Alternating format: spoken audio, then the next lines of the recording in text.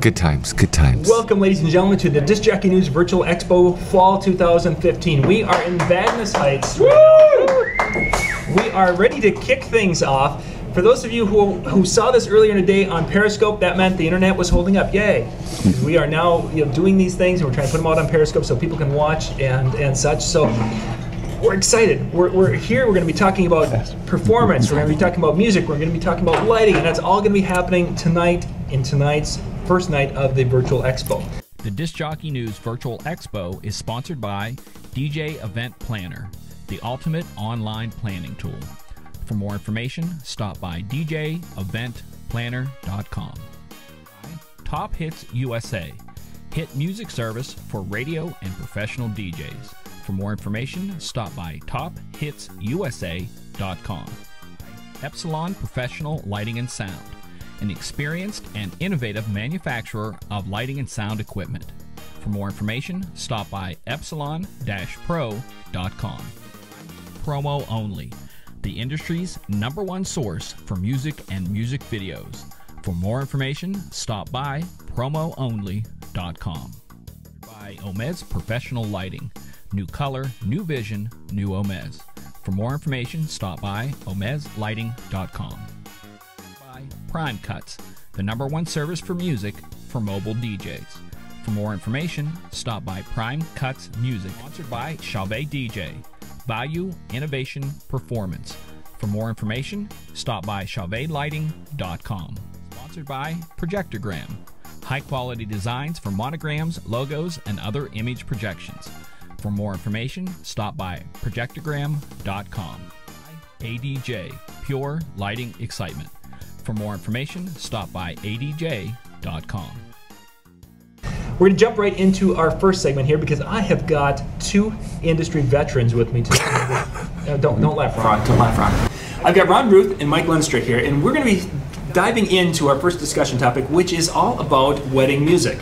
We actually have people in the crowd over there. There's Jake and Mitch and a few others in the back of the room, and they're going to be coming and joining in on this conversation because, well, eventually we're going to get tired of talking and probably fall asleep, and then they'll push us out of the way and they'll take over. So, but guys, I want to talk about wedding music and starting off your wedding dances. We've been doing a lot of weddings over the years, and my thought is that those first 5 songs, there's a lot that I learn and a lot of information that I can take from those first 5 songs and why I picked my first 5 songs.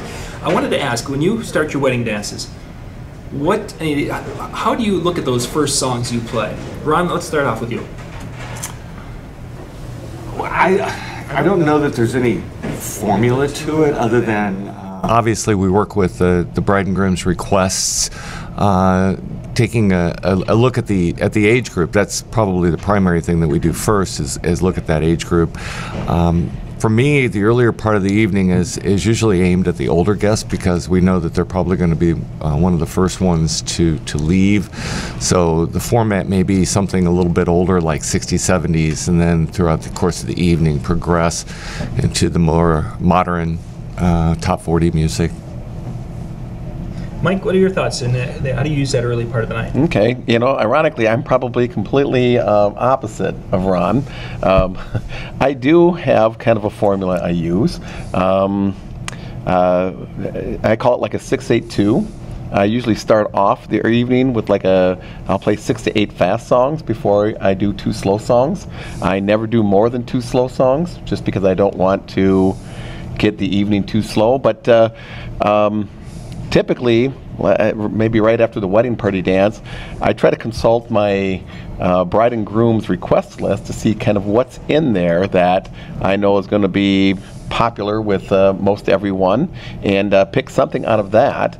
And a lot of times early on, again right after the wedding party dance, I'll try to play something maybe a little bit more current, maybe a little bit poppy.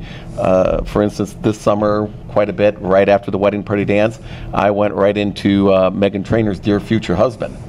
Seemed to resonate well with every age crowd. And then from there, I might step back a little bit into some of the, the olders, maybe twist and shout, things like that, before I start, later in the evening, then I'll get a little bit more modern again. But I do like to try to catch something a little bit more current, a little popular, the first song out, just so I don't get that feeling that maybe some of the younger guests roll their eyes and go, "Oh boy, here we go. He played Pretty Woman the first song.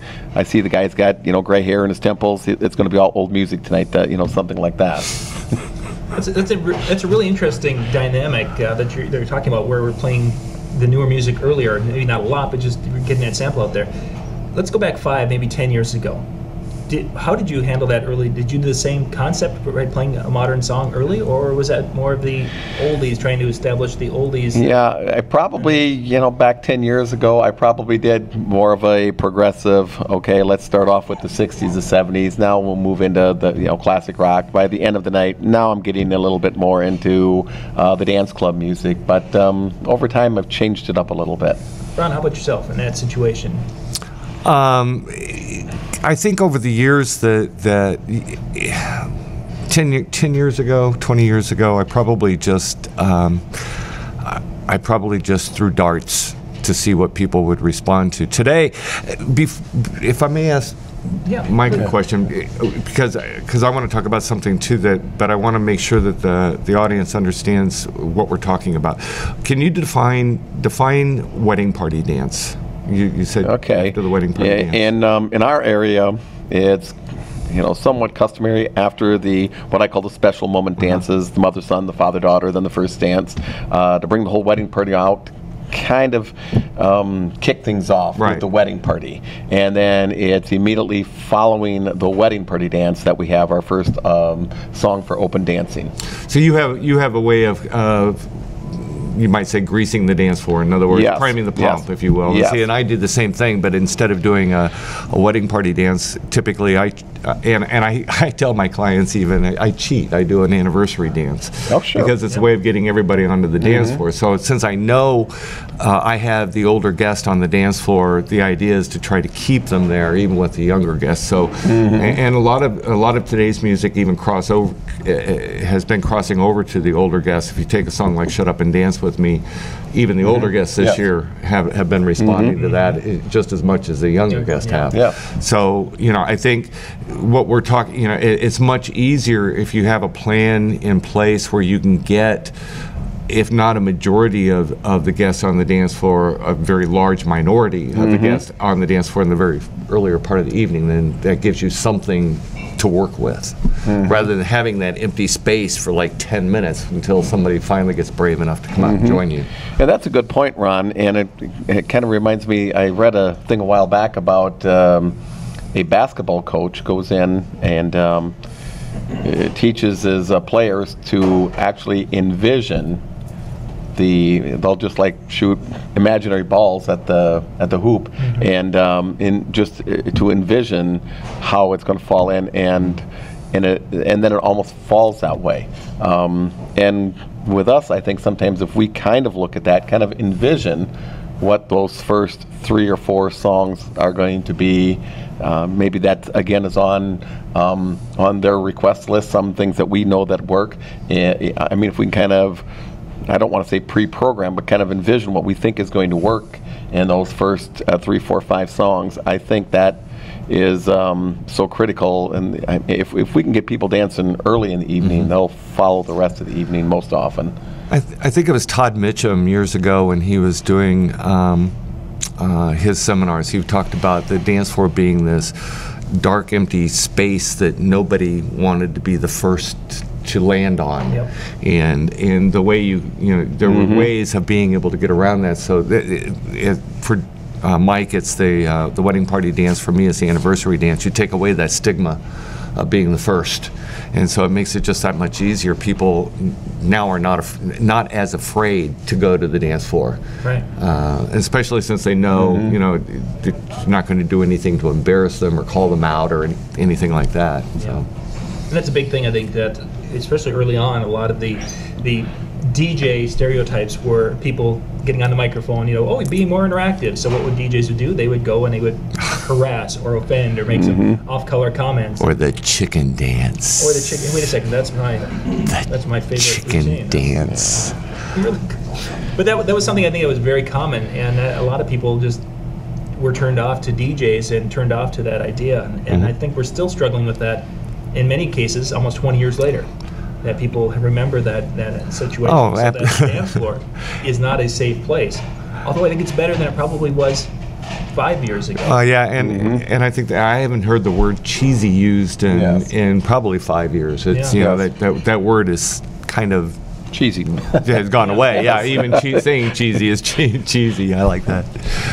Well, I just want to follow up a little bit with a point that you just made, John. You said, I mean, if they feel like the dance floor is an okay place or safe, I'll actually do something when I bring the wedding party out. I'll ask them, here's what I need you to do.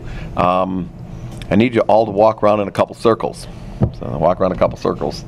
Now stamp your right foot on the floor, okay? Now stamp your left foot on the floor. What have we just done? We've just tested that the dance floor is safe. Okay, and what I need you to do is all you to go out and find somebody new to bring back to the dance floor, that type of thing, and it just kind of creates a little bit more of a relaxed moment there. So something like a multiplication dance. Yes, it is. Yes. That snowball dance that we did with junior high years ago. Yes. Like, okay, now boys, go grab a girl.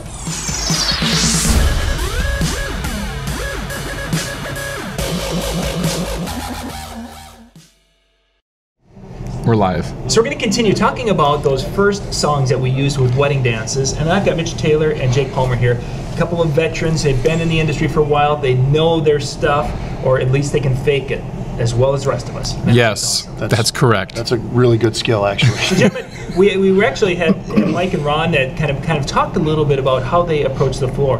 I want to look a little bit more now at the analytical side. Now, what kind of information that we can take from those first dances, and we have people out. They talked about, of course, the reading of the crowd, but I want to, what kind of things do you guys see, and how do you evaluate, and what kind of direction does that give you for your show? Jake, I'm going to have you start with this one because you had some thoughts on this that you were sharing a little earlier.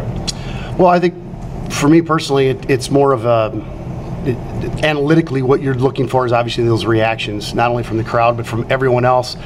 And more importantly, what I'm looking for is the reactions from the people who are not getting up and dancing, because that is going to tell you more than the people who do get up and dance, because quite honestly, people who dance the first half an hour at most weddings are going to dance all night long and probably dance everywhere they go. So those are the easy ones. What you want to look at is the people who aren't dancing, and how they're perceiving the music and what they're doing with the music. Sometimes you look for things like, I call them chair dancers, the people who are in their tables but they're bouncing to the music. So they're enjoying the music, they're just not ready to dance. And probably the best analogy I always use when it comes to guests and their dance ability is that you can break most of your guests into 3 age-appropriate areas, and that's your kids, which are 20 and under. And in my part of the country, you find that directing your music and catering directly to them is usually a waste of time, because if they do get on the floor, they're not going to stay there long enough to give you any real payoff. So they're going to run off the floor about halfway through a song, and then you're looking at Grandpa, and who's looking at you going, you're playing One Direction, that's awesome. Thanks. And then on the opposite side of that, you have what I like to call the old folks, or the super adults, and they are the kind of people who grew up having dancing as a form of entertainment. They would go out dancing. So when they come to an event and they see a dance floor, they expect to dance, they want to dance. Typically they want to be home in time to watch the weather also. So you have to factor that a little bit. And then everyone else is what I call the party generation. Dancing to them is typically a byproduct of drinking in most cases. And they're not going to dance, regardless of how bad the bridesmaids want to hear, future husband or timber or anything else. They're not actually going to run out to the dance floor and dance to it. They just want to hear it, but they're not going to dance till later when they're a little more lubed up, typically. And that's a typical thing, typically. So you have to factor some of that in and use that to kind of guide you through the process a little bit analytically, to make sure that you're making the decisions for the right reasons at the right times, I guess, if that makes sense. Mitch, what are your thoughts as you look at that early part of the night? I completely agree with Jake from that standpoint of the 3 sets of people that are at your party. I also look at it from a standpoint of, to me, if someone is tapping their foot, the chair dancers, right, that you mentioned, that's just as good as having them on the dance floor. If they are enjoying themselves, enjoying the music, enjoying the atmosphere, enjoying the celebration that we've created for this couple, that's just as good. And yes, if alcohol is flowing, then we may get them up and dancing later. Or we have dry weddings that we do. I don't know if you guys do a lot of dry weddings here or not, but we just booked a dry wedding actually upcoming, and that takes a little more talent and skill to be able to involve people emotionally in the event and get them up to dance where you don't have that alcohol factor, if you will. So that's the first thing, is someone, if they're dancing and singing along and chair dancing, if you will, I think it's just as good as being on the dance floor. I don't think you can rate your success of your party exclusively based upon the dance floor. Agreed. Yeah. Yes, it's a factor, it's a big factor, but it's not the end-all be-all, if you will. I'm also a big proponent of something I think that Mike touched upon, and that is creating sets of music. I think that every set of music should be a microcosm of the night. And yes, a lot of DJs are still stuck in the, I'm playing all the oldies first, and then we're playing rock, and then disco, and then rap, and then finally, you know, the older guests are like, okay, he's playing rap, it's 10 o'clock at night, let's get out of here. And if you create a microcosm of the night, then yes, that will help your guests say, oh, well, this DJ is dropping, you know, one of the latest songs right at the start of the night, and then we're mixing it into, you know, an older song. So you can go from, yeah, Usher, for example, just to throw a what the kids would call retro now. Yeah, that's 2005. That's old school, baby. Which is funny for us to call that old school. Yeah. But reality is you're going from something like that into Save a Horse, Ride a Cowboy into Stayin' Alive, Bee Gees. So now you're satisfying and you're mashing up your genres. And to me, creative mixing, I did the seminar here from Matt DJ a while back called Creative Mixing. That's what it's all about. When you can mash up your genres and please different age groups, then you're able to keep everybody involved and rotate your dance floor. Rotating a dance floor is so important. Yeah. To a successful event. It's interesting that you said that, because that is precisely what I call it, hit and run dancing. That first hour and a half of the night is where what I call the hit and run dancing, where, for example, Bride and some of her friends are at the bar, maybe they're getting a drink, and they're talking, they're visiting, and they hear a song, they go, oh, I love this song, and they'll run out and they'll dance to that one, and then maybe the next one, and then they're going to go back to their guests. Right. Yep. And people are on the floor, off the floor, and the music is more sporadic or creatively mixed. It's a good word, I like that. But it doesn't flow like a typical pattern for me, and I hate the word typical when it comes to describing weddings, but a typical pattern would be that hit and run type dancing for the first hour to two, and then if we're going to do any of the traditional activities such as a dollar dance, garter bouquet, those types of things, that's when I would stop and do those. Interesting. Because that is where you find, especially in my area, that's where you find the turning point of your evening. By now, as you come out of those events, it's around that 10:15, 10:30 time frame, when the older folks want to leave, the people with the younger kids are going to start to go, and now you get into more what I would classify as sets of music. You know, as a rule of thumb, I always like to say that when it comes to Midwest white weddings, because that's where I am and primarily what I specialize in, Midwest white weddings, what you'll find is that most of your adult guests will only dance to songs they know the words to. Absolutely. And that is for two reasons. One is it's a comfort factor. If I know the song by heart, I know exactly what to expect all the way through, because most Midwest white wedding guests are only in a situation like this, and when I say like this, where they're in a social setting where they're expected to use the right fork at the right time and then dance in front of people. They don't do that a lot, so they're out of their comfort zone. And the other reason it is, white people, we dance to the words, not the music. So that's why we look so ridiculous. The reality is that I always say people dance to what they know. You know, I can't tell you how many DJs I've scolded over the years in training in the company I work for, I'm at the Detroit, and then my current company now, for, oh, we got to play the latest X-Mix remix of... Seriously? Not at all. I mean, do I spin remixes at weddings and do I beat mix at weddings? Yes. But they have to be so close to the original, because people dance to what they know. And that's crucial. The other thing you touched upon I think is interesting, and maybe it's just a philosophical difference and nothing wrong either way. You mentioned first like 2 sets of the night and then going into a dollar dance. Yes? Yeah, well, probably later than that. It depends. But later than that, okay. Hour to hour and a half is typically interesting when I would stop to do the dollar dance. I normally do a dollar dance earlier. We do a first set of music to start the night, and then if we are doing a dollar dance, and this is, I'm a firm believer in giving credit where credit is due. This is something I learned from Bill Herman. And that is, if you take, because some people think the dollar dance is cheesy, right? Yep. Oh, yeah. So the reality is, if you take the cheesiness out of it, what's the cheesy part? The dollar, right? So if you take that out of it, what is it? It's a receiving line. People are greeting the bride and groom and saying congratulations and thank you and that kind of thing. So for me, and why do we do a dollar dance? We do a dollar dance to make more money. Who is always the first to leave? The older guest. Who has the most money? The older guest. Calling a spade, it is what it is. So we always do it after that first set of music, so that we're able to get everybody who wants to be a part of it. If they didn't do a formal receiving line at the church or at the ceremony site, so that this way everyone gets through it, and then of course you can lead off from there into an anniversary dance. You can just do an anniversary dance leading off into the dollar dance. By pairing it appropriately, do an anniversary dance where you invite all married couples and then split the room. Okay, guys on one side, ladies on the other side, and then boom, you're right in a dollar dance. Yeah, it's a good transition, good segue. It's just interesting to do split one or the other. Well, and part of the reason I do it that way is I want to give people a chance to dance that want to dance right away.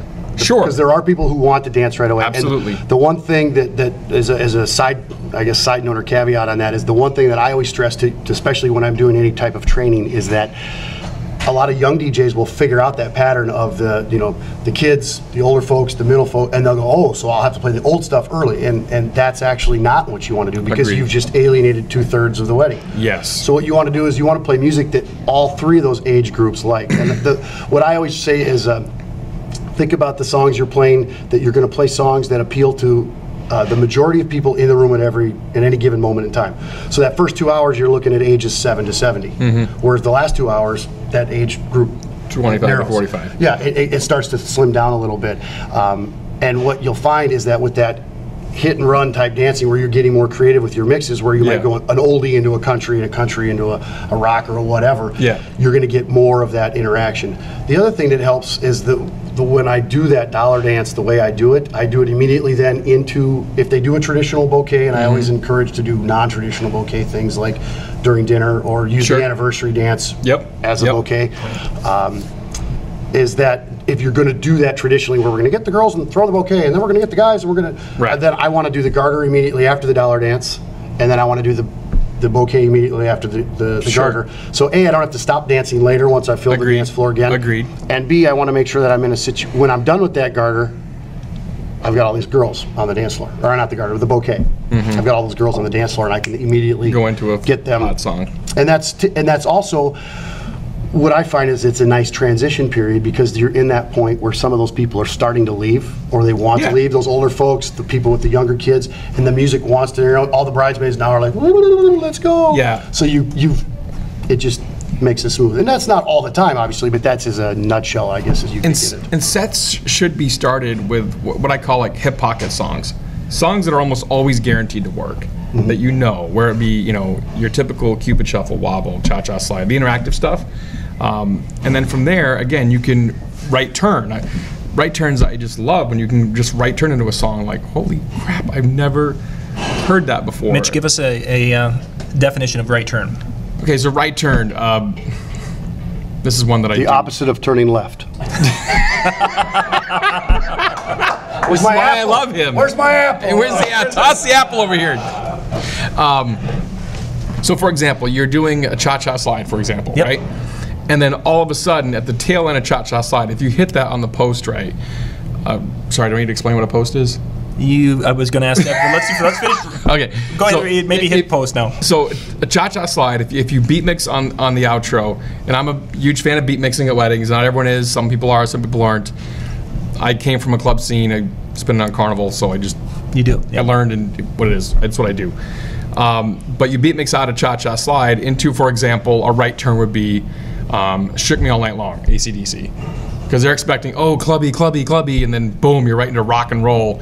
And if you hit that mix exactly right, it hits the post. The post is where, in radio, I know Jake worked in radio, and many of us here in the room worked in, Mike Anderson worked in radio, so many of us have worked in radio, but when the DJ talks over the beginning part of the song, right up to when the lyrics hit, that's hitting a post. You can do the same exact thing with your mixing.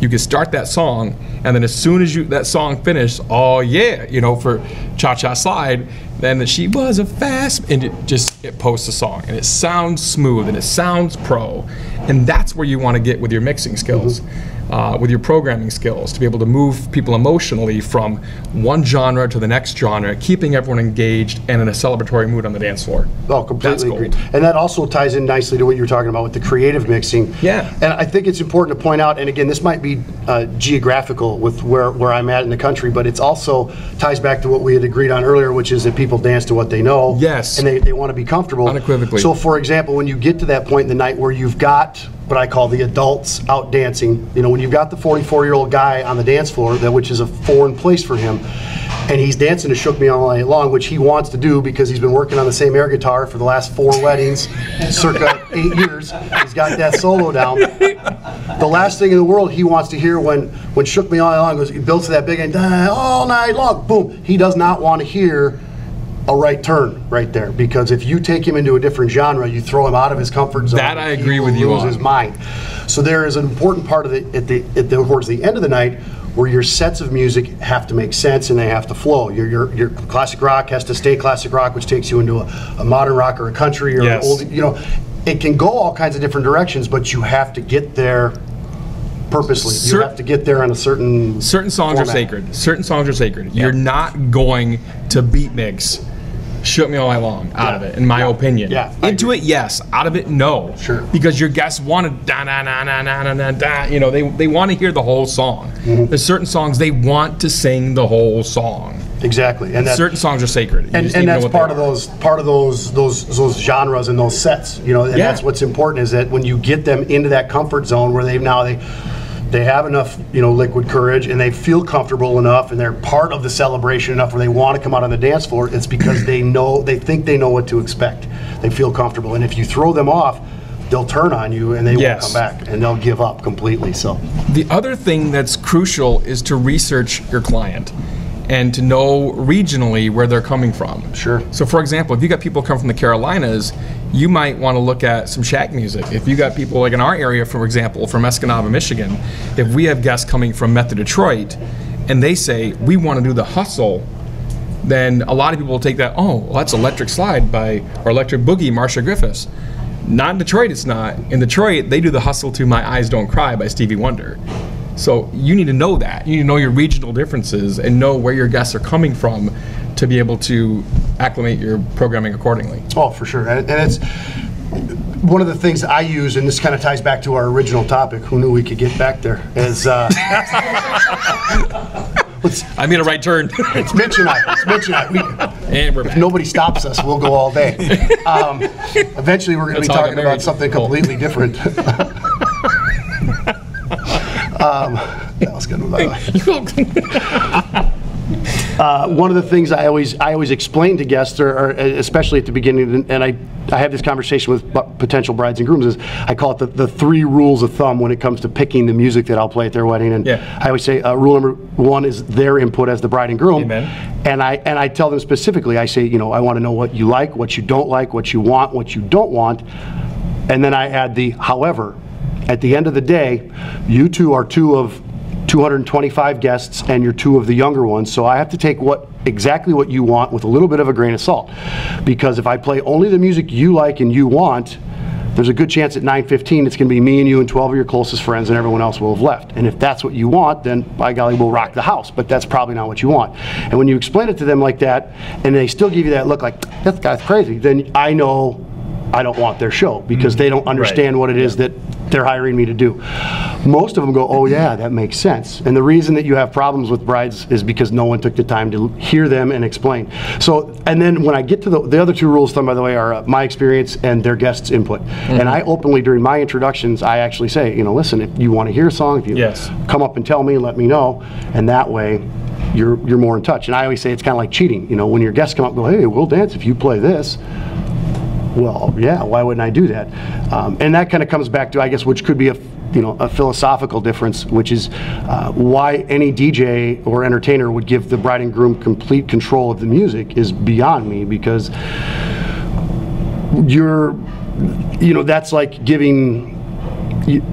that's like a mechanic giving you complete control of how you they fix your car. You know, it doesn't make sense to me. So I always think it's important that you make sure you and the bride and groom are on the same page when it comes to that music and what you're using the music for. There's so many places to go with this. Down goes camera. Sorry. The little camera went. Well, we can't have nice things. That's why we can't have nice things. That's why we have an otter box there. Yeah. Fixing the camera. Fixing this. Okay. So pick one and We're go. still live? We are. Well, Okay. we're still going. So We just dropped the camera. I guess we're still here. two things on there I want to speak to. Number one, the bride and Turn around, groom's Jeremy. input on a playlist. We also cover what they want, what they don't want, right? Sure. Something I learned probably 4 or 5 years ago now. I had a bride and groom that came to me and said, okay, we don't want to hear Baby Got Back. Okay, fine. No big deal. A bunch of the groomsmen that night coming up saying, hey, you gotta play Baby Got Back, gotta play Baby Got Back. Bride comes up to me midway through the night and says, you can play Baby Got Back. I'm like, okay, she's the bride, sure, no problem. So I'm up there, and this is back when we had HD 2500s, okay, before we had laptops and all those things. And I'm sitting there, you get that little screen, you know, and the jog wheel in the middle, and and so Baby Got Back queued up, and the groom comes up. There's 45 seconds left to go in the song. Groom comes up, taps me on the shoulder. You got Baby Got Back next, don't you? I'm like, yeah. Don't play that song. I look up. There's the bride. Will you please play that song? Will you please? I'm like, 30 seconds left to go. I'm like, And so finally, I ended up not playing the song. Come to find out, it was a huge thing where he did it for a talent show, like years ago, when the groomsmen were egging her on to get her to play it and have the groom do it. They got in a huge fight, blew up, bolted out of the reception, and the party pretty much died at that point. So you have to, and go back to Bill Herman, you have to ask why. I was just going to say the same thing. You have to ask why they don't want a song played. Why That's do you the not want first that thing we song do. played? And now we also, in our final planning meeting, we have a sheet, part on the sheet that says, you know, who's ultimately in charge of the do not playlist. Let's all talk about it right now while we're all sober and we can have that conversation together. So ultimately, one of you is the deciding factor. I don't care who it is. One of you makes the final veto. Yeah, the final veto is with one of you. I don't care who, but I'm not going to have that situation happen ever again. Let's dig into that. Sure. How was that received by the couples? I mean, now they're going to look at each other and say, "Oh, no, we can make a joint decision," and then you're going to come back and. Most of the case, it's received fine after I explain why. And I think a lot of times our clauses and contracts or things we've learned over the years, they just eventually become part of our planners, part of our process, part of our how we do things. And again, for me, it was about, you know, I don't ever want a bride and groom to be put in that situation. I don't want to ever be put in that situation myself ever again. I agree, and I think what I find even more importantly is that most of the time the do not play songs that brides list, because it's typically the brides that make that list, typically those are songs that are going to be requested. People are going to want to hear those songs. And so I always, here's what I find most of the time, 85% of the time when I say, why do you not want me to play this song? What I find is like, well, I don't care if you play it, but I don't want to dance to it. Yeah. Well, that's fine. I'm not gonna, I'm not gonna force you to dance to anything. And the other thing you mentioned, and that's what you have to feel out sometimes is like, you don't want to hear this or you do not want to dance to this. Yeah. And that's a big difference because again, and it goes back to what Ron and Mike had talked about, that stereotypical cheesy DJ. Well, I don't want this song because I don't want you to drag me and my new husband out on the dance floor and create a circle and make everyone do the chicken dance around us. Well, okay, well we're not going to do that. That's that's ridiculous. Yeah. So a lot of times it's that. I hate to do it, but I got to give Bill Herman more credit here.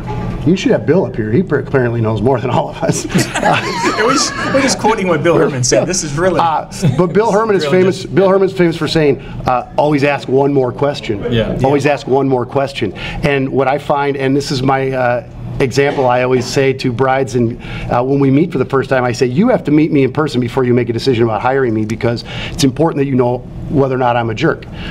Because you might talk to 100 brides and they all say, you got to get Jake. And then you call me and I go, $10, I'm there. And they go, whoa. And then the day of the wedding, I'm a jerk. And you go, I might have paid $20 for a nice guy. Right. And then I like to explain to them that it was never a bride who invented the word bridezilla. You know, it wasn't a bride like, I am such a bee, look at me. You know, no, it wasn't a bride who came up with that term. But to take that even further, what I've learned over the years is that a bridezilla it's not a bride. A bridezilla is someone who none of her vendors took the time to find out what she wanted. Amen. And find out if it's possible. And I like to use the contractor reference. Whenever you're talking to a contractor or a DJ about your event and everything you ask of them, they go, sure, no problem. Yep. Sure, no problem. Red flag should go up. If you say to your contractor, and we want a swimming pool in the kitchen, he goes, no problem. Right away, you should be like, wait a minute, that's a problem. No, either it's possible and it's outrageously expensive, or it's not possible. But it's no problem, that's not feasible. So you have to be leery of the no problem people. Your wedding pros shouldn't yes you to death. Mm-hmm. Yes, they should take care of your needs, but they should also help guide you in the process. This is you're planning your very first 5-figure party ever. Yeah. You know, you need to have a sounding board. You need to have a trusted advisor to be able to help you. Someone who knows what they're talking in about that process. Has that it's experience. Something you said too on the cover. You made a comment about you don't want to be told how many songs to play or give a playlist of all the songs you're going to play. Yeah. Yeah, for sure. Basically, even the power to the couple to. So to me, that's just a conversation, and I've had those weddings where here's 120 songs that must be played. Guess what? Yeah. We played 118 out of 120. Mm-hmm. The reality is we played a bunch of them during dinner, and then we got an hour overtime.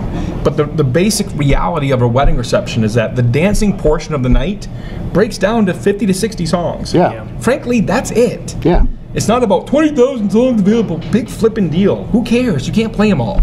The reality is it takes the right talent and skill of someone behind the mixing board to play the right songs at the right time. Songs that work at 8 may not work at 11 and vice versa. And so from that standpoint, I'd rather be given a list from a bride and groom to know what they love from music, and let's pick 25 to 30 must plays. I'm okay with that. Mm-hmm. And then put as many play if possibles as you want. I don't care. Okay, I can pick and choose what I definitely agree with what you're saying. What I was saying is when a bride and groom go through and they create a they play, tell you exactly they what create to play when? your playlist in this order. And I explained to them very detailed. The same thing you just said is like you can give me 3 pages of songs if you want. The reality is 80 to 90% of those songs are songs that are already on my radar that are going to be good songs for a wedding anyway. And then I give them the time frame. You know, your average song is about 4 minutes. Here's the time. Break it down. But it used to be these DJs sold 20,000 songs. Who cares? Yeah, it doesn't matter. It's not about that. Days have changed. Yeah. Guys, we're going to wrap things up for this segment because we've got Jeremy Breck up next here. But we have more to say. I know you do, and we'll come back to talk because this has been good. This has been very good. So we'll be back with Jeremy Breck next.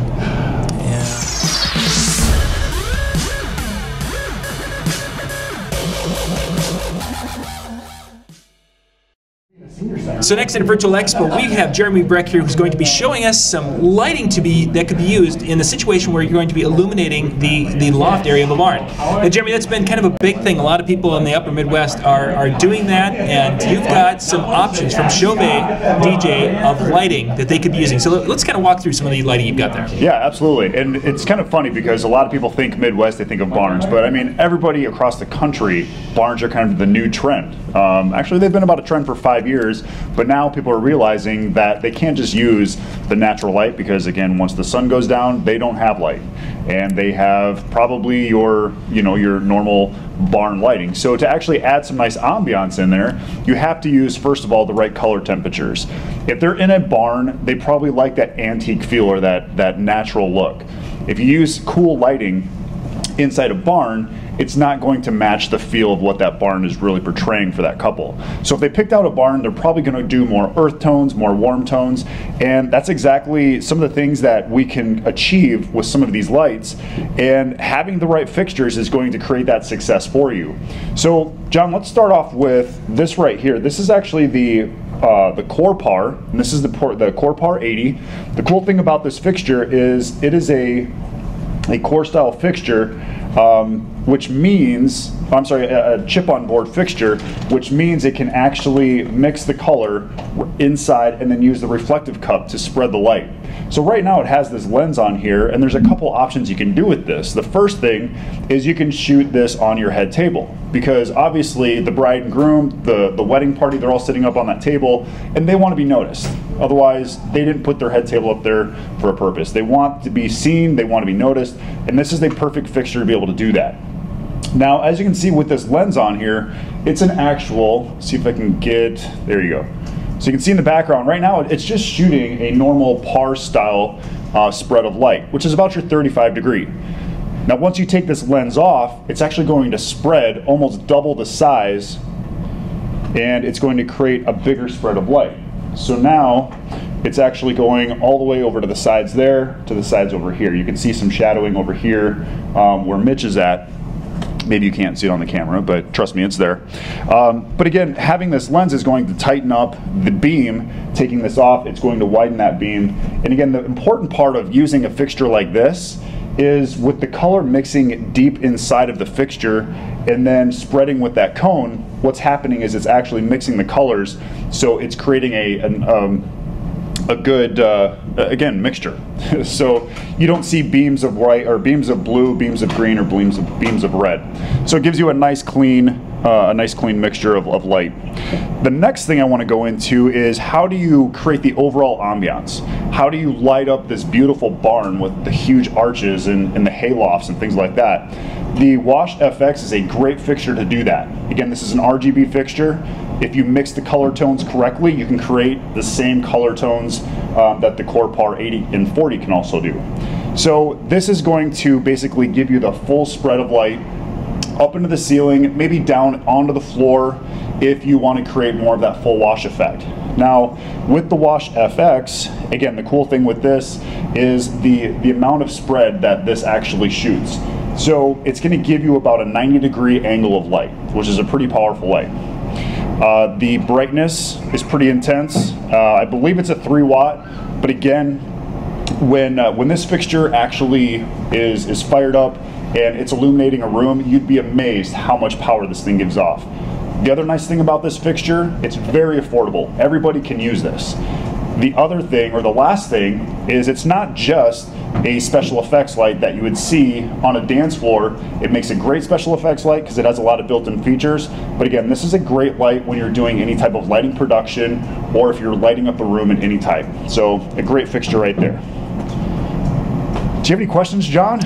Well, what I was just looking at it, and this, I want you to finish running through all the lights and such, and then I think what we're going to do is we're going to move over to one of the walls, and we're actually going to show those lights shining, because there's, as you're talking about it, there's some cool things, and I wanted to kind of see them, and I think maybe we can turn some lights down in one of the corners or something, but we'll play with that in just a minute. So let's go through, do the overview. And then we need to see those in action, because I think that for a lot of us, it's like we haven't seen these in action. So let's continue on, and we'll show them live here in a few minutes. Okay, sounds good. So the other one I want to show you is the Chauvet dimmer, and this is a regular dimmer 4-pack. And you can see there's 4 different channels. There's 8 outlets, which actually gives you an outlet, 2 outlets per channel. You can control, you can dim. And the reason I bring this up is because a lot of people like those bistro lights, and they like the icicle lights that are actually strand through the barn. This is actually going to allow you to control all of that lighting. You can plug it right into here, you can dim it down. So when the sun is out and you still want that ambiance with those bistro lights or Edison lighting, you can have them at 100% intensity. As soon as it starts getting darker and you want to kind of set that mood, this dimmer pack is going to allow you to adjust with that. So again, it's one of those things that these dimmer packs they've been out for years and years and years, but again, they're not going anywhere because they're still very useful when it comes to lighting production. And also when you're doing a barn, again, if they're doing those Edisons or those bistro lights, this is a great way to actually be able to control it. Now, Jeremy, you mentioned you mentioned the words icicle lights in that sentence there. Not all icicle lights. I mean, as we run to the store this time of the year, there's a lot of Christmas lights and things up there. Not all can work with that now. That wouldn't work with LED, is that correct? Correct. And there are some you're going to make sure that you check on the package that you're buying. If it's a regular incandescent style icicle light, you're probably going to be okay there. Most incandescents are dimmable. The problems that you'll have with an LED icicle is the fact that some of them are not dimmable. If you get something that is cheap, probably not going to be dimmable. You pay for quality. And if you get something a little bit more expensive, you're probably going to have a little bit more opportunity to work with that or dim it and really create the ambiance that you're looking for. Very cool, very cool. I was wondering about that because it's like, I think if I remember correctly, I had a dimmer and I used it with some of the older lights and it worked wonderfully, but I don't imagine the LEDs work the same way. Right. Yeah, and you know, with as much power that an incandescent icicle is going to pull, you're really not getting that much more efficiency out of using the LED, especially when you're using an application and you're lighting up a barn like that. Yeah. So again, it's all about using the right tones. If you're getting the LED icicles, make sure that they're warm and not they're cool, and using those in the barn, because again, if you're bringing in those cool lights, you're really taking away from the theme or the atmosphere of that barn. Yeah, that's a great point, because with as you mentioned earlier, wanting to have those kind of those rustic colors, the browns and the earth tones, and now all of a sudden if I put blue LED, that blue hue around the room, it's just not going to look the same. You know, that's one of the things that I probably see the most, and I don't know how many barn owners are going to allow you to put candles in there. So again, those are things you want to think about, is you might have to be the main source of light for that room. The other thing that I've noticed, and it just drives me nuts, and I have a whole semanar on this if you really want to go into it, but I hate when people mix a warm and a cool together. So they'll have the cool little, I don't even know what they are, the little LEDs that they'll drop in the flowers, and then they have candle lights all the way around that. It drives me nuts, because when you look at that, there's such a contrast in those color temperatures, and it's very distracting. It really takes away for what they're trying to create. If they're trying to create something cool, they need to stick with cool. If they're trying to create warm, they need to stick with warm. So going back into lighting up the barn, one of the things that I want to show is the new Intimidator 455Z, and this is their brand new light that just came out. I believe it launches in the next couple months here, but Chauvet actually did us a favor and they sent us this 455Z so we could have it in this presentation to basically you know, kind of tease you with a little bit. So the cool thing about this fixture, there's a couple different features that really shine, if you want to put it that way. There's some things that really stand out. Yeah, you like that. I know you did. The first thing is the 180 watt LED. 180 watts of LED is going to give you a nice bright light. But the other thing, or the main thing I love about this, and I've been begging them for years to come up with the double gobo wheel. The original 260 LED, or I'm sorry, the original LED Q-Spot 260 had the double gobo wheel. We do a lot of gobo morphs. We do a lot of overlaying textures by having a gobo and then just moving and putting some texture in the background of that, and to create that movement. So I actually programmed some things in here so you can see exactly what you can do with this fixture in creating different atmospheres. Now, the one thing that I really want to point out is, if you're using moving heads, don't just use them for your dance. I just talked to Mitch Taylor about this. Right, Mitch? Hi. Just talked to Mitch Taylor about this. He said, you know, how can I really push and sell my moving heads? Well, in what I do, my moving heads are part of my performance. I use them in every single aspect of what I do, from the time the guests walk in, to that grand entrance, to the cake cutting, to the head table speeches, that first dance, and then creating that party atmosphere and creating the elegance during the slow dances. So to me, a moving head is a must. And some of the things that you can do with this fixture here is going to give you more production value. So it's not really, I have to upsell these lights, it's just raise your price because you're going to raise your performance. And that's what it really comes down to, Mitch Taylor. So the 455Z, here's a simple texture that I did. And as you can see, can you see that? Yeah, you can kind of see that. What this is actually just a couple gobos in the background with a tri-prism, a little bit of movement, and overlaying those gobos, doing some movement with the gobos, it's actually creating this cloud effect. Now, when your guests walk in, again, you can create this cloud effect and give them that outdoor feel when they're walking in. It's bright enough so in the daylight, you're still going to be able to see this fixture. Jeremy, I'm sorry, you're still going to be able to see the light. Jeremy, yes, now you've got it up and running and such. Can you take that microphone over by, how loud is that fixture? Because it seems very quiet for such a large fixture. Can you please talk to us? That's all it's got. That's all it's got. Yeah. You've got a fixture that. So my point is that you could be using these during that dinner time when people are coming in, and it's quiet. Yep. And it's going to do an incredible. That's a really cool effect. Yeah, and you're right. Having a quality fixture and having the right components to make sure that you are creating the atmosphere, and like John said, you're not distracting. I know that there's certain fixtures that don't have fans at all, and to me, anything that that is dead silent is going to be really important when it comes to guests walking in. So your music can actually do the talking and not your fixtures, because this fixture doesn't talk. Sorry, John. No. But again, the quality in the fixture, having good fans, having good bearings in those fans, that's really important. And do they wear down? Absolutely. But if you have a quality product, it's going to last a lot longer than if you have something that is cheap or... For sure. Yeah. I won't get into that session. That's the afternoon session. Yeah, good. So the next thing I want to show you is I'm going to turn off this little cloud effect that I created, and we're going to do, like I talked about, spotting the moment, giving the bride and groom their grand entrance.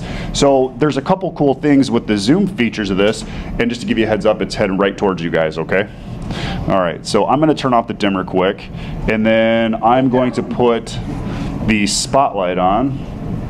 Now this spotlight, again, if I have my guests of honor coming in right where you see that car show poster, I can shoot this all the way across, probably a good 100, 200 feet, and still make a beautiful entrance.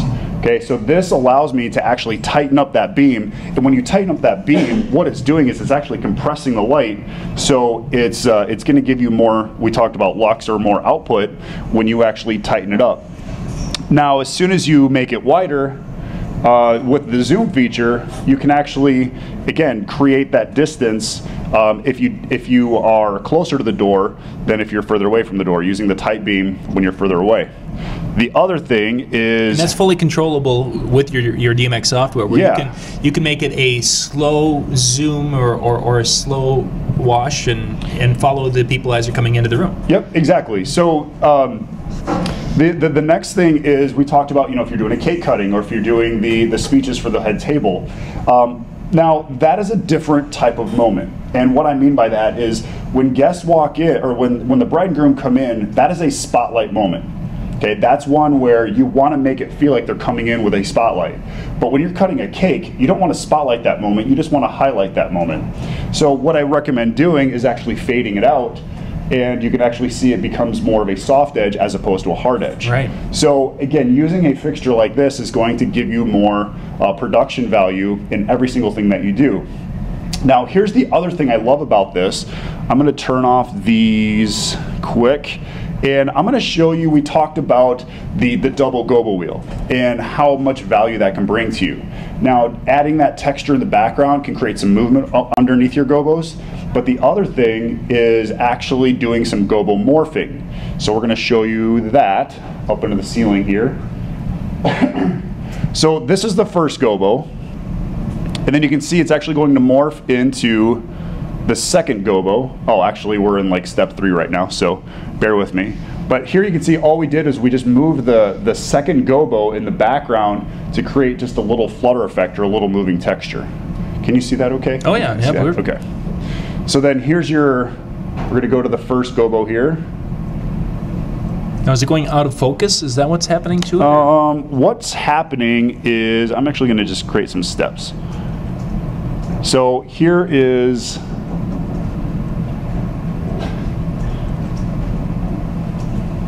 all right, I should be able to go into step 1. Let's try step 2. Yeah, so what's happening is, with the gobo, it's actually focusing in and out from gobo wheel 1 to gobo wheel number 2, and it's giving you the different gobos. Which I don't know if I actually got. I might have saved over the top. I think I did. It's a really cool effect. So then one gobo is basically being held steady. One's static. Yep. And then the other is... Yep, one's static, and then the other one is actually a pinwheel, and the pinwheel is moving slowly in the background. But what a gobomorph is, what you would see is, you would actually see the pinwheel to start, and then from that pinwheel, what will happen is all of a sudden you start seeing the cross overlay of the second gogo wheel, and that one will come into focus. So the gogo morphing you'll see a lot in concerts, you'll see them a lot with bands, large bands, small bands, that type of thing. Gogo morphing is very popular, and as a DJ, we want to kind of create the same atmosphere, the same energy that a band does. Because when people go to a concert, they go because they want that experience. If we can help create that experience using the right lighting, then it's going to make us more valuable to our clients. So again, the 455Z, a great fixture from Chauvet. Chauvet, thank you so much for shipping this to us, because I'm excited to play around with this. I know they haven't come out yet, but they're going to be a fun fixture to play with those double gobo wheels, prisms, all the details that are in this light. It's going to be one that's going to knock it out of the park. So, yeah. Thank you, Chauvet. Yeah, very cool. Very cool. So some of the other things that I didn't bring with me, but obviously are always popular, the Freedom series from Chauvet DJ is always popular as well. It's a great uplight. They have the Hex series. They also have an IP series. Now, are you familiar with IP, John? Mm-hmm. Okay. So for some of you that are not, the IP series is actually rated for outdoors. So if you're doing a barn and it's, well, hopefully it's got a good roof on it, but if you're actually doing lighting on the outside of the barn, that's the important part. And that's where the IP fixtures are going to be very important, making sure that if there is any weather or if there's moisture on the ground, it's not going to ruin your fixtures. And we actually talked about this at LDI. If you have a fixture that you put outside and it gets rained on or it gets damaged because of weather, if you claim that to your insurance company, they're probably not going to cover you because that light is technically not rated for outdoors. So the IP fixtures are a very popular fixture as well. And of course, the whole concept of wireless technology, we looked at a lot of that at LDI this year, where there are wireless things and ways to be able to transmit that signal. So you can do not only the loft of the barn, you can do the downstairs, or even, as you're saying with IP lights, the outside, and really have a light show that is kind of a continuously, evolving, moving, changing, what have you show. Yeah, exactly. And the cool thing, I can walk it over here. I'm going to unplug this fixture quick. And this is the core part. If you're not familiar with Chauvet's new technology, they actually have the USB transmitters and receivers that actually plug right into this fixture, and then you can send it through your regular DeFi that you use, whether it be in your board, if you have a board with built-in DeFi, or if you have other fixtures such as your Freedom Pars, you can actually transmit to any of these fixtures that have that built-in USB technology. And if you go to their page, there's actually a section just for USB technology fixtures or battery-powered fixtures. So if you really want to go wireless, those are some great things to look into. And it was really impressive in the booth, the way Rick had it set up, where one tree was controlling some freedoms over here, and it was controlling some different types of cob lighting over here, and it was all changing together, and it's like that, so it's really kind of cool. So they basically kind of sequence together, and again, I mean, some of the things that they're building into these new fixtures, it's exciting on where the technology is going for us, and it's making our job so much easier. Now, Jeremy, can we plug? You've got your hand on a light right there. We haven't had that one plugged in yet. Can you plug that one in and demonstrate? Let's plug it in and show us what it can do. Yeah. So this is the Wash FX. This is a great fixture, which again spreads the light very drastically. I mean, it gives you a nice spread of about a 90-degree angle. We use these a lot for the ceiling wash. You can also use these if you're working in the barn and you need to go up into a hayloft and maybe shine it down onto the crowd for safety features. This is a great option as well. It's a very affordable light, and it also allows you to pick the colors that you want. You can mix the colors, so you can go right into this fixture and you can take down the reds, greens, and blues until you hit the tone of color that you're looking for. Now with the lenses that you see on here, again, what it's doing is it's actually mixing the colors right here at the fixture as opposed to as it goes up the wall. If you remember the technology a while back, that's what was happening before, was the light would actually be, you'd see streaks of red, streaks of blue, and streaks of green to actually create the light. Well, with these new lenses that they put in these fixtures, it's actually mixing it right there, and then it allows you, let me see if I can... Blind Jake? Sure. Yeah, let me see if I can blind Jake here real quick. But you can see it gives you a pretty clean color all the way from the start. Now, looking at the fixture like the Slim Beam, you're going to see at the very beginning, you're going to see those little haze of blue, little haze of red when you're mixing purple, and that's because it's not a mixing filter. It's actually like a pin spot lens, which gives it the effect to make that fixture work. So yeah, you'd be amazed how much a lens can make a difference when it comes to your fixtures. Some very cool stuff, Jeremy. Really, really neat to look at some lights, and then of course being able to see the 455Z. That's pretty cool. Yes, and I don't know if it'll be making it back. So, Jeremy, if people want to find out more information about the 455Z and other lights that you've had on display here, where can they go to check those out? Yeah, obviously you can go to Chauvet DJ's website, chauvetdj.com. You know, I am hoping that I can get a video done on this before I do have to send it back. It's going to be a sad day, but again, there's a lot of great features when it comes to this fixture. Go to their website. You can see some of their product videos that they have coming out. I know Rick, Alan, they all have some great videos out there. And then the team from Chauvet, again, they have everything available for all of you. So you can check out their videos, check out their content, go check out the specs, and just see exactly how powerful this thing is. Because if you're looking for that next level of moving head, something that's going to raise the production value of what you do, you want to just start moving up a little bit more as a DJ, this is a great fixture to get yourself into. Is that easily mountable? It is easily mountable. No, yeah, that's right. Yeah, I'm sorry, guys. You should have asked. There are any questions. There are mounting brackets that come with this. They come with the unit, basically using O clamps. And again, using the right O clamp is going to be important as well when it comes to mounting. It is a little heavier than their 355Z, but again, it's a lot brighter, it's a lot bigger, and it has a lot more value to it. The cool thing with this light, it actually has a hanging mode and a totem mode built into the system. Oh. So when you program it or you're using it in auto mode, when you put it in totem mode, it knows that exactly where you want it to aim and what you want it to do. So it's got a lot of cool built-in features as well. Again, I think you can see a lot of those specs if you go to their website. And of course, hopefully later this week on the DJ Jer YouTube channel. Yes. Keep posted.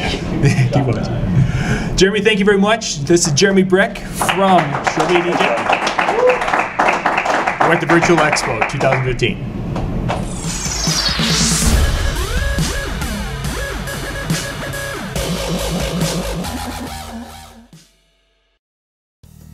The Disc Jockey News Virtual Expo is sponsored by DJ Event Planner, the ultimate online planning tool. For more information, stop by djeventplanner.com. Top Hits USA, hit music service for radio and professional DJs. For more information, stop by tophitsusa.com. Epsilon Professional Lighting and Sound, an experienced and innovative manufacturer of lighting and sound equipment. For more information, stop by epsilon-pro.com. Promo Only, the industry's #1 source for music and music videos. For more information, stop by promoonly.com. By Omez Professional Lighting, new color, new vision, new Omez. For more information, stop by omezlighting.com.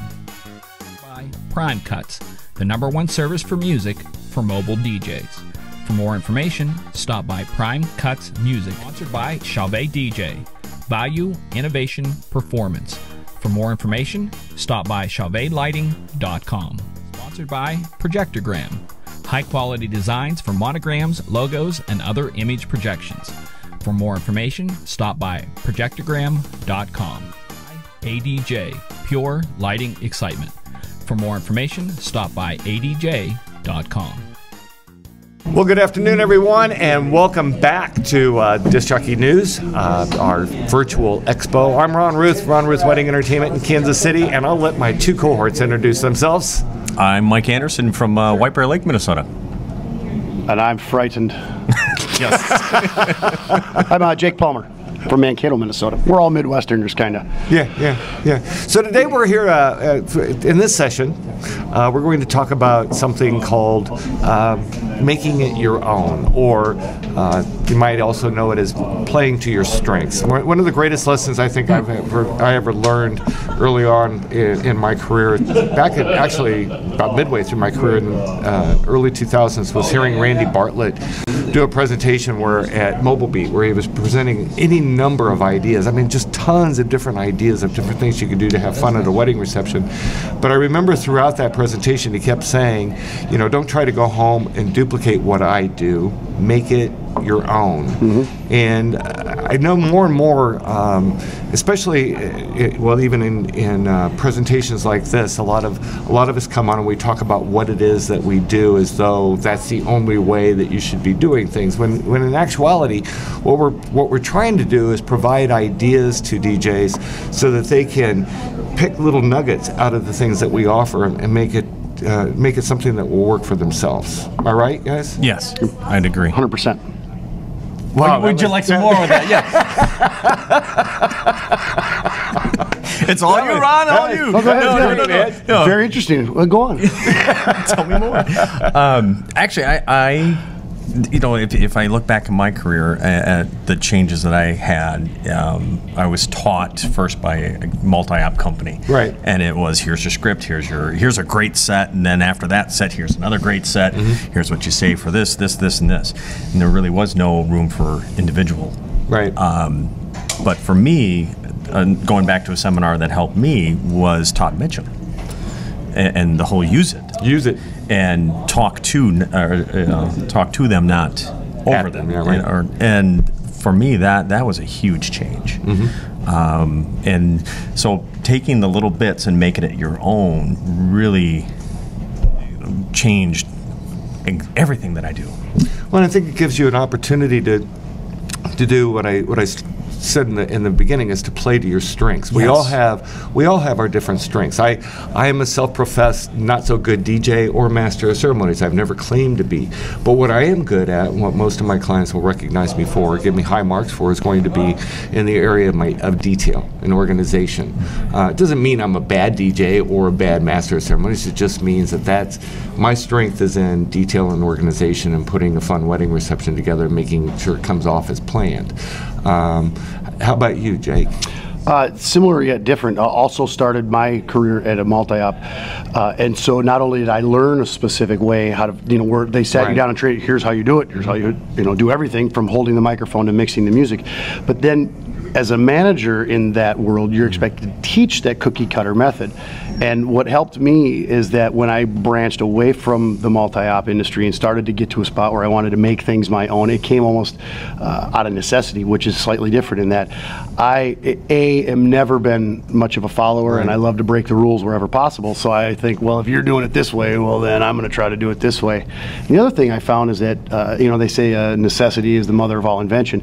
A lot of times what I was doing was trying to do things with my ego rather than my brain. Well, I can do that, and I can probably do it better, and I can do it without prepping for it at all. So what I found was I was inventing things on the fly, which helped in the weird sort of way in the long run morph it into becoming more of my own thing. Or I was trying to do things on the cheap, like, well, they do that, but it seems like a lot of hassle, a lot of work, and put it in it, because once you've been working for a cookie cutting multi-op company for a number of years, you start to learn that, hey, this isn't rocket science, man. I mean, I was hugely successful working for a multi-op doing the same cookie cutter wedding reception every weekend. How much harder could it be to add one or two new elements? And so that was kind of where I started to learn that idea of, ooh, and then suddenly you realize, oh, I'm different, and now I've got more selling points, and now I've got more tools at my disposal that will help to improve me and my show, which I think is important. Yeah. I think one of the disadvantages today that most, especially younger DJs, new DJs coming into our industry face, is that they join a lot of these Facebook groups and or other forums where they go with their hand out for information, and the information that they're getting is something as though it's all fact. This is the way you do it, and mainly because they see DJs wanting to argue over what is the best way to do something, when in fact what the best way to do something is what works best for you and what makes your clients happy. Would you agree? Completely. Yeah, for sure. I think what you see right now a lot, especially with some of especially in the chat group setting where you've got anonymity, easy for me to say, but where people feel stronger when they're not in the same room with you. Is Right. what you get is you get people who are looking for answers rather than ideas. Right. And I think it's important, and we, you know, as we talked about this session, is that I use a good way to approach it from a DJ trying to learn more and grow more and get some ideas out of these things, and the idea of making it your own is I like to use the high school geography example, which is that you know, they're not teaching you how to use, you know, geographical equations to prove that line A is longer than line B or triangle A is bigger than triangle C. What they're doing is they're teaching you to think in a patterned, processed manner so that you can do that. And that's what you should take away from the workshops and from the ideas, is that we're not teaching you how to be a DJ, we're teaching you how to learn to be a better DJ. So don't, you know, it's not a cut and paste kind of a thing of like, here's what I do, I say this, and then I press this sound effect, and then I say that, and then I do this, and then I move 3 steps to my right. It's not a choreographed dance. It is a living, breathing thing, and you need to be aware of that. But there, you got to train your own tiger, you know. Right, and I think you brought up an interesting point when you talk about workshops. Let's go back 10 years. It's 2015 now, so let's go back to 2005. How many workshops were there then? Oh my goodness.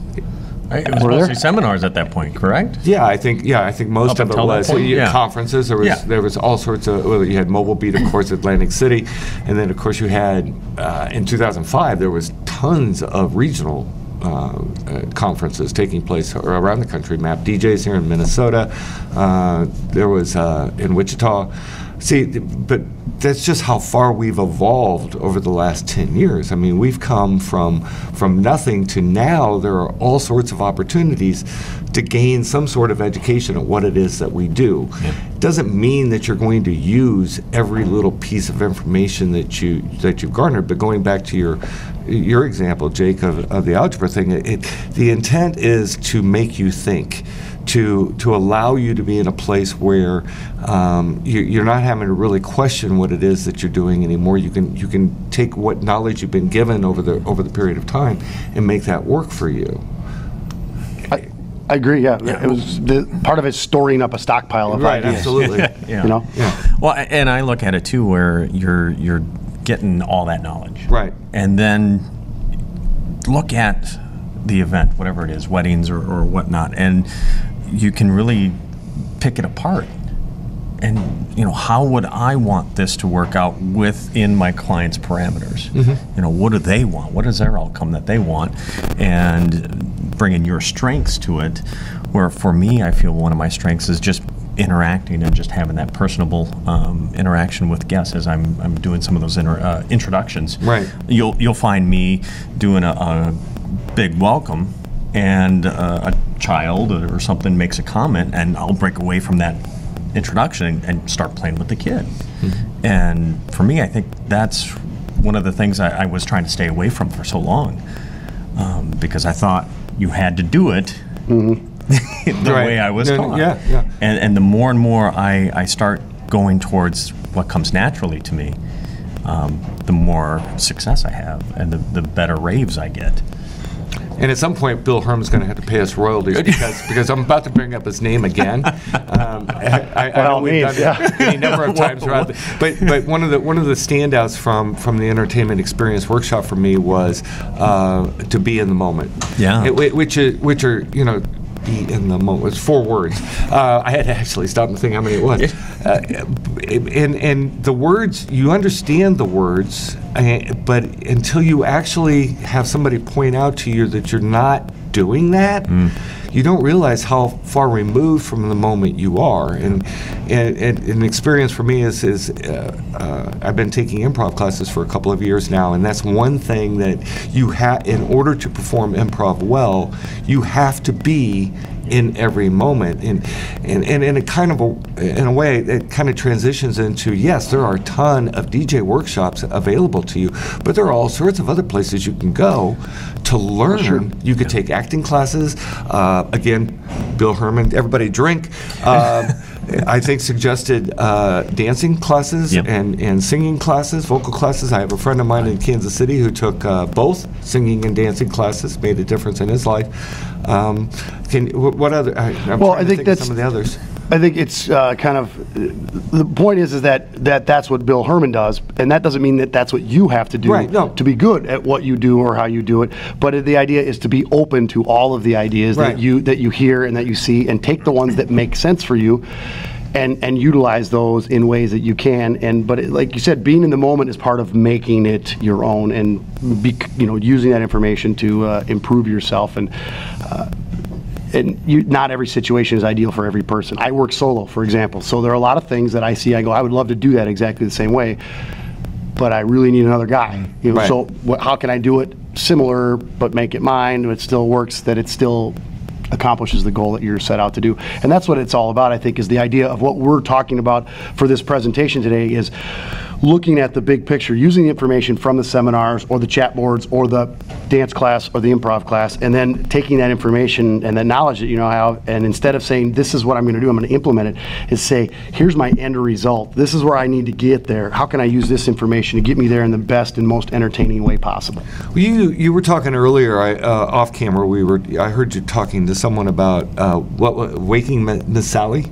Aunt Sally? Aunt Martha. Aunt Martha. Every wedding has an Aunt Martha who will sleepwalk her way through the wedding dance, if you let through the whole day, because this is the 50th wedding she's been to, and by golly, she knows the drill, and she's just going to go through the motions. And if you let her sleepwalk through the day, she's not engaged in what's happening, and you can't entertain her. And our main job is to engage and entertain. And the example I always use is that it doesn't matter how entertaining or how funny the TV show is, if you don't watch the TV show, you're not going to laugh. You have to engage people before you can entertain them. And it seems like a non sequitur, but the point is that what the workshops do is that help you get to that point where you can engage and entertain, regardless of what form of training you take. I'm much the same way. When I meet with a client, I talk to them about how a wedding to me is like a 3-part play or a 3-act play or a movie. It has a very distinct beginning, middle, and end. If there's nothing in the very beginning to engage the guest, it's going to be difficult to engage them later in the evening. It's much like a movie. No one is ever going to jump to the end of a movie to see if it's any better than the first of a movie and then go back and watch it all the way through. And so the purpose of the workshop and the training in general is to make us better entertainers, better performers, better presenters, master of ceremonies, whatever the case may be. I've seen over the last, especially in the last 10 years, as the seminars and the workshops and the online social community has gotten larger and larger, what you've seen is this strive for people to prove that as a DJ they can be professional. Is one of the things I always have noticed. And because for the long time our industry was riddled with unprofessional guys and the hacks and the people that ruined it. And so the people who really elevated wanted to show, hey, I'm so elevated, I'm so professional, look at me. And one of the things that I've noticed, or I had noticed, is that a lot of the people, what they were doing is they were professionalizing the fun and the personality out of their show and out of themselves.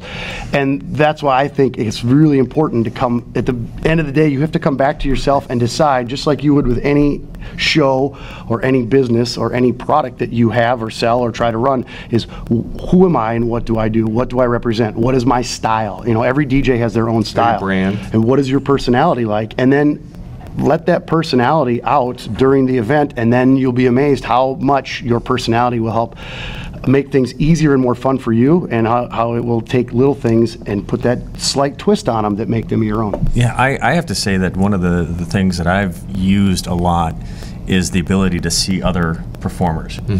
And not in a way to say, oh, I gotta write that down. I gotta, but in a way to see what they excel at. What are they good? And maybe it's an area that I'm not that great at. So it can show me, oh, I can work on that. Or I can see that, wow, that person was really in the moment, as we talked about. I think that's a really good key to remember, because you see a lot of these, the DJs and the DJ voices, they're definitely not in the moment. They're just running through their script, through their head.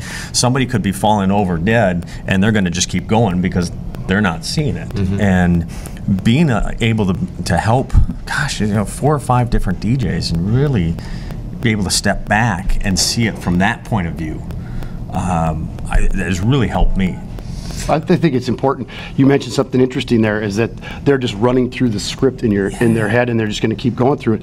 And even when I was doing a cookie cutter show for a multi-op, I never thought of it as a script and that we had a script. They never gave us a script. They just said, here's the elements that you're going to use. And so I think that's where part of it became that part where people professionalized the personality out of themselves, is when they wrote a script. And now all of a sudden they're trying to follow a script rather than an outline. They're trying to follow a word for word script rather than be in the moment and just flow with what you're doing, and that's where they lose the opportunity to make it their own. So I think a guy who's got a script has already put a lot more energy and effort into his performance than a guy who doesn't have a script, to an extent where at least he's thought this through of what he has an end goal in mind, at least, which is, I guess, beneficial, but it might not be his, personal. Well, and I think you were talking about a DJ's personality and style. I mean, for all of us, I think when we meet with couples, one of the things that we emphasize is we want to try to help you create an event that's a reflection of your personality and style. Well, when we go to meet with a client, if we're, especially in a sales consultation, if we're not being ourselves, that's what we talk about. Clients, in my opinion, buy us. They pay for us for our service. They're not, at least for me, it's not about the music or the lights, because I don't do the big light shows and such. They're buying my personality and style and what I bring to the table because it matches their needs and their personality and style. Sure. Yeah. No, I agree, and it's different for everybody. Right. Yeah. Listening to you actually brought up Mobile Beat this last year, and Penn Jillette, listening to him, and how much they perfect and practice and practice and practice the same trick and do it over and over and over again. And even if you've seen them, they still want to make sure that you are engaged with that trick, even though you know the outcome. But then also he gets to a point where he can be sitting there and it's just so remote in the back of his head. Now he can see out in the crowd and say, oh, that woman's wearing a blue dress. Oh, they're looking at their phone. But it just locks it down that it really takes it to a new level when you being in think that moment. Yeah, it's funny because that's reminds two things that fall back to that exact same scenario. Is when I worked for the multi-op company, one of the things that they sold themselves on was our music is standardized across the board throughout our company, and this is a while ago, but we used cassette tapes that were homemade cassettes. And so when you looked at the cassette, it had it was laid out in an order that made sense, and it was laid out that the one tapes or the one series on side A was all classic rock with the most popular songs scored at the top of the thing, and on the back side was a different style of music that was completely different. But the point was it was a music library that you could memorize and commit to memory and know, and if you laid out your tapes the same way every time, when you went, I want China Grove, you knew it was right here, and this song was right here. And what it did in the way we use it to sell is that now when your DJ's not looking for the next song, he can see what's happening in the room, and he can now become an entertainer. He can come out from behind the table because he's not digging through LPs or CDs or other cassettes and trying to find that next song. He already knows what it is. He's already got it ready. He's already knows he's going to play 3 songs from now, and you can use that to advance. And the same thing now, I've taken that and a different spin. This is a good example of what we're talking about. As I've got now on my own, one of the things I talk about, and I tell this to DJs that I help or I train, is that if we cover all the bases in the planning meetings leading up to the day of the wedding with the bride and groom, and everyone is on the same page and all the details are taken care of, and now there is a issue, because we don't have problems on wedding days, we just have creative solutions.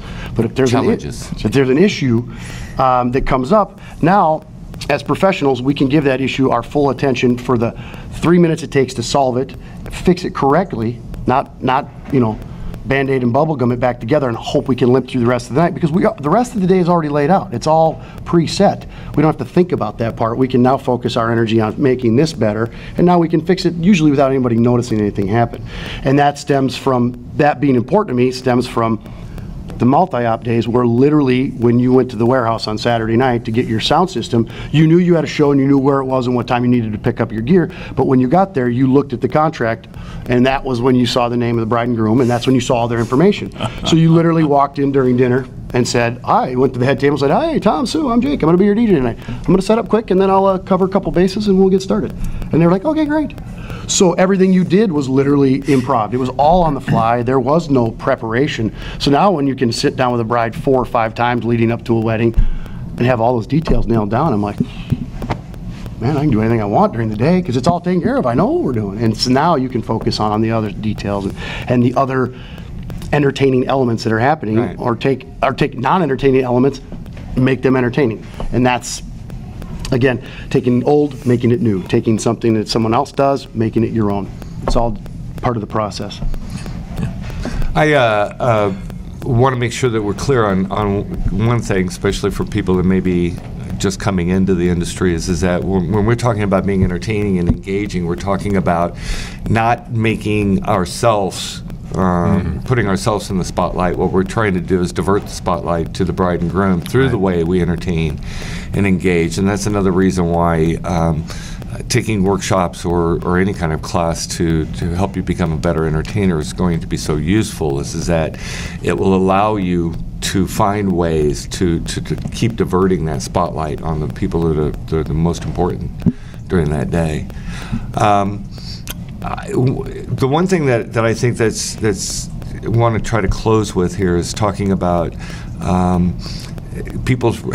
It seems as though, going back for just a few moments to groups and forums and such, is that everybody's fighting for the right to be right. You can stop. And what my suggestion, well, first off, I guess what I really want to say is that if you're relying on Facebook to make you a better entertainer, I hate to say it, but it's not going to happen. Although we've talked, I'm a great advocate of all the workshops and training that is available out there, but I'm an even bigger advocate of something that is absolutely free of charge, and it's not Facebook, and that's finding mentors. People who are willing to help you become a better entertainer. But for me, there's a rule to that. It comes with kind of like a set of rules, is that you can't, on Facebook you go on a forum and you can put your hand out waiting for information, and 15 people will throw the answer at you, even though 14 of them probably don't know the answer. So you're taking a chance as to whether or not this information is going to work, because first off, nobody's asked you why this is important or what ideas you've come up with. And that brings me to the mentorship, is that over the years I've had a lot of mentors, and one of the things I've learned is that you get the greatest help out of people if when you go to them and ask a question, you present your own idea first and see what they can offer in the way of tweaks or making it better, bigger, helping you see, because they can see you differently than you see yourself. Absolutely. Right, and they can take and say, hey, what if you tried it this way or looked at it from this angle? Right. And yeah, the use of a mentor is wow. I don't know about you guys, but I've got like a dozen, if not more, mentors that are far younger than I am. Which I'll save you the trouble, Jake. Yeah, there's a lot of people younger than I am. No. Okay, there are. But there's a lot of people older than you, too. But I think, I do believe that mentorship, if you can build a trusting mentorship with people, individuals, and when you go to them with a problem or a challenge, something that you need to accomplish, if you can at least come to them with an idea of here's what even on Facebook, do me a favor, folks. This is my public plea on Facebook. Quit posting your questions there. All right.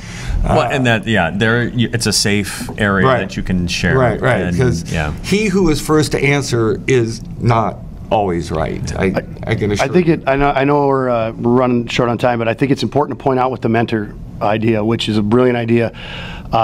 Sometimes when you're going to a mentor or someone who's way more successful in any industry than you are, and you're looking for help from them, it can be kind of scary or intimidating. And I would say, especially to younger people or to anybody who's considering looking or trying to find a mentor, is don't be afraid to ask for help from those people and look to them to be a mentor, because the people who say no, they don't want to be your mentor, are not mentors. Right. So you don't have anything to lose, because the people who are not willing to help you, you probably don't need to hang around with that much anyway, because they're not benefiting you in any manner. So don't let that be an intimidating factor for you, because the people who are not willing to mentor are not mentors. The great thing about that then is, they're just training the next mentor. when you ask for a mentor and you get one and you get that help down the line, you're going to be asked, and you can give back. I mean, that's why it's free, is because you can give it back down the line. So. Well, I think we've covered a lot of ground. We talk about making it your own, mentorship, training, getting all the additional training. We mentioned Bill Herman. Bill Herman? Again, Bill Herman. There we go. He's got a workshop too, if I'm not mistaken.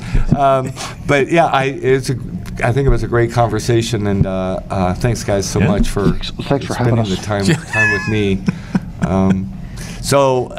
Again, this is Ron and Mike and Jake, and we're all at, once again, Virtual Expo Disc Jockey News, and it was a pleasure. Do the hear, no, see. Yeah. Getting thrown into the fire, being cover your eyes. Being eyes. So old.